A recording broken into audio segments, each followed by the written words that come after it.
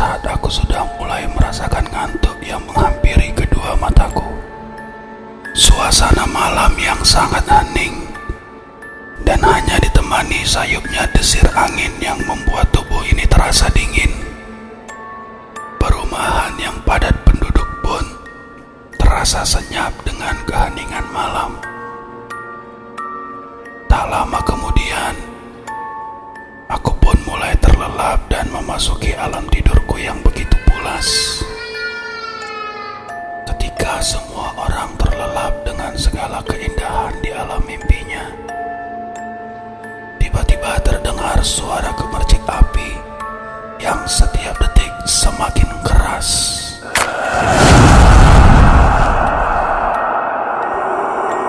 Entah dari mana api itu datang, dan saat itu juga suasana keheningan pun terhampas dengan ganasnya suara amarah api yang semakin kian membara.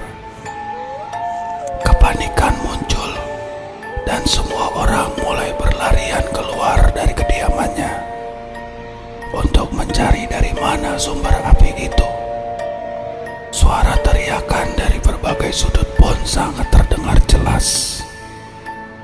Dengan rintihan dan minta pertolongan dari mereka yang terjebak dalam keganasan oleh panasnya api yang kian membara.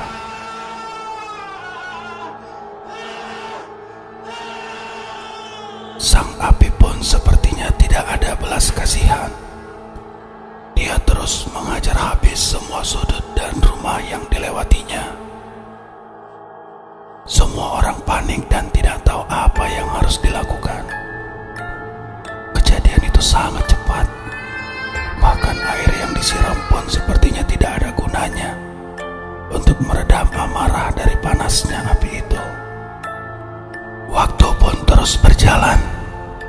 Satu persatu rumah sudah dilahap habis. Korban pun tak terhindarkan. Malam itu banyak sekali orang yang menyerahkan nyawanya. Ketika api sudah meluapkan seluruh amarahnya, dia mulai reda dan pergi entah kemana. Orang-orang yang selamat dari amukan api itu mulai membersihkan sisa-sisa dari kejadian itu. Satu persatu suara teriakan histeris bermunculan kembali.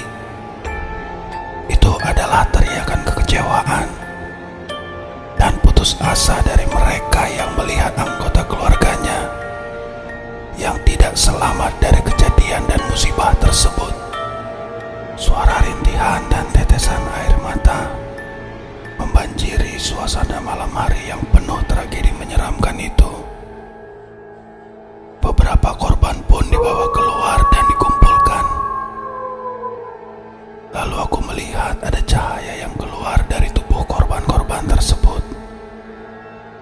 Cahaya itu terlihat berbentuk seperti manusia dan terbang perlahan ke atas. Lalu aku bertanya ke temanku yang ada di sebelahku, "Itu cahaya apa?" Dia katakan itu adalah arwah dari para korban.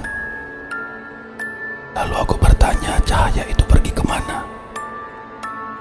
Dia mengatakan bahwa arwah itu pergi kepada Tuhannya. Aku terdiam dan berpikir, semoga mereka diterima di sisinya. Aku mendengar suara temanku semakin kecil dan menjauh. Lalu aku melihat dia tidak ada di sampingku. Aku merasa heran, kemana temanku pergi? Lalu aku mendengar suaranya, "Hei kawan." Aku bingung, kenapa dia ada jauh di bawahku.